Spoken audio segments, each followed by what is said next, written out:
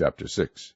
But Job answered and said, O that my grief were thoroughly weighed, and my calamity laid in the balances together, for now it would be heavier than the sand of the sea, therefore my words are swallowed up.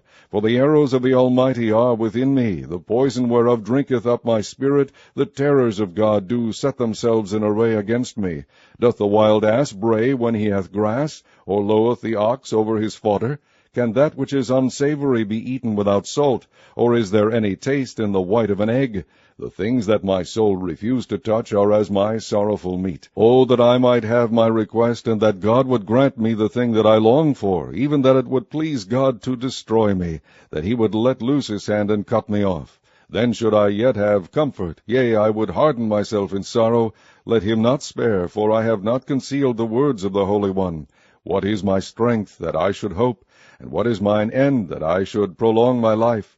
Is my strength the strength of stones, or is my flesh of brass? Is not my help in me, and is wisdom driven quite from me? To him that is afflicted pity should be shewed from his friend, but he forsaketh the fear of the Almighty. My brethren have dealt deceitfully as a brook, and as the stream of brooks they pass away, which are blackish by reason of the ice, and wherein the snow is hid. What time they wax warm, they vanish. When it is hot, they are consumed out of their place. The paths of their way are turned aside. They go to nothing and perish. The troops of Tamar looked. The companies of Sheba waited for them. They were confounded because they had hoped. They came thither and were ashamed. For now ye are nothing. Ye see my casting down, and are afraid. Did I say, Bring unto me, or give a reward for me of your substance, or deliver me from the enemy's hand, or redeem me from the hand of the mighty? Teach me, and I will hold my tongue, and cause me to understand wherein I have erred. How forcible are right words, but what doth your arguing reprove? Do ye imagine to reprove words, and the speeches of one that is desperate, which are as wind? Yea, ye overwhelm the fatherless, and ye dig a pit for your friend. Now therefore be content, look upon me, for it is evident unto you if I lie. Return, I pray you, let it not be iniquity. Yea, return again, my righteousness is in it. Is there iniquity in my tongue? Cannot my taste discern perverse things? Chapter 7. Is there not an appointed time to man upon earth? Are not his days also like the days of an hireling? As a servant earnestly desireth the shadow, and as an hireling looketh for the reward of his work, so am I made to possess months of vanity, and wearisome nights are appointed to me. When I lie down, I say, When shall I arise, and the night be gone? And I am full of tossings to and fro unto the dawning of the day. My flesh is clothed with worms and clods of dust. My skin is broken and become loathsome. My days are swifter than a weaver's shuttle, and are spent without hope. O remember that any life is wind. Mine eye shall no more see good. The eye of him that has seen me shall see me no more. Thine eyes are upon me, and I am not. As the cloud is consumed and vanisheth away, so he that goeth down to the grave shall come up no more. He shall return no more to his house, neither shall his place know him any more. Therefore I will not refrain my mouth. I will speak in the anguish of my spirit. I will complain in the bitterness of my soul. Am I a sea or a whale, that thou settest a watch over me?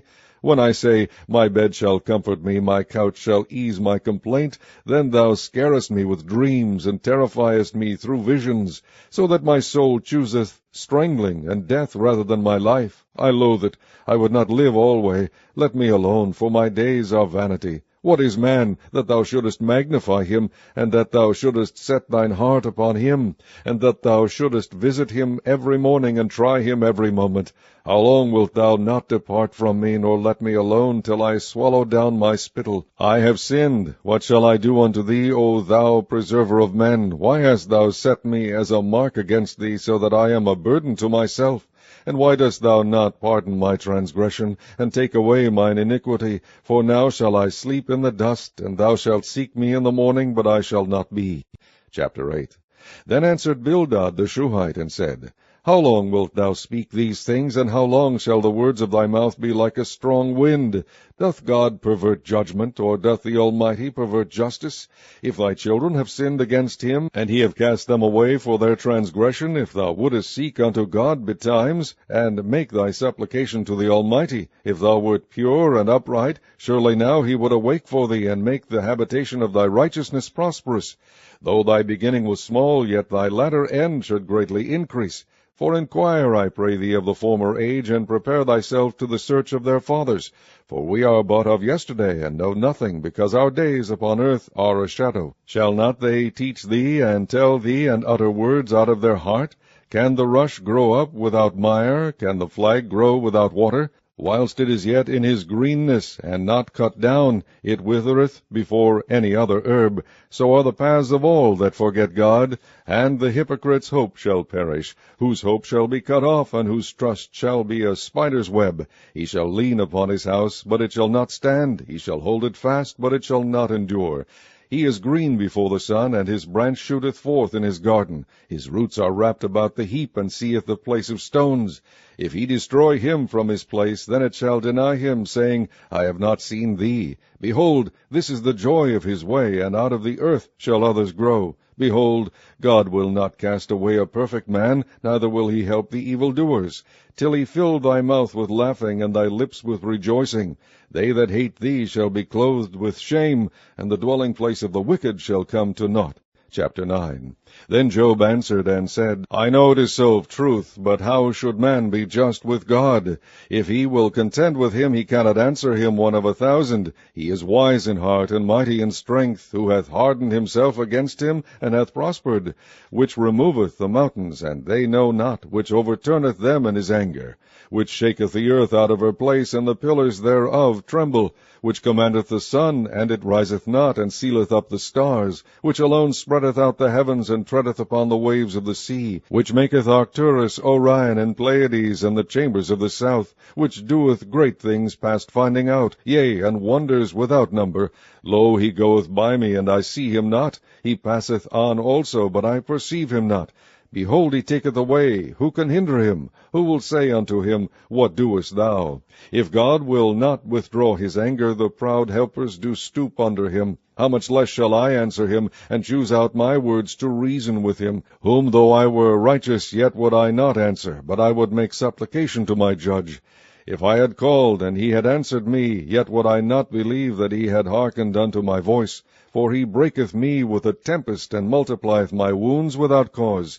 He will not suffer me to take my breath, but filleth me with bitterness. If I speak of strength, lo, he is strong. And if on judgment, who shall set me a time to plead? If I justify myself, mine own mouth shall condemn me. If I say, I am perfect, it shall also prove me perverse. Though I were perfect, yet would I not know my soul. I would despise my life. This is one thing, therefore I said it. He destroyeth the perfect and the wicked. If the scourge slay suddenly, he will laugh at the trial of the innocent. The earth is given into the hand of the wicked. He covereth the faces of the judges thereof. If not, where and who is he? Now my days are swifter than a post. They flee away, they see no good. They are passed away as the swift ships, as the eagle that hasteth to the prey. If I say, I will forget my complaint, I will leave off my heaviness, and comfort myself, I am afraid of all my sorrows. I know that thou wilt not hold me innocent. If I be wicked, why then labor I in vain? If I wash myself with snow water, and make my hands never so clean, yet shalt thou plunge me in the ditch, and mine own clothes shall abhor me. For he is not a man, as I am, that I should answer him, and we should come together in judgment. Neither is there any daysman betwixt us, that might lay his hand upon us both. Let him take his rod away from me, and let not his fear terrify me. Then would I speak, and not fear him, but it is not so with me.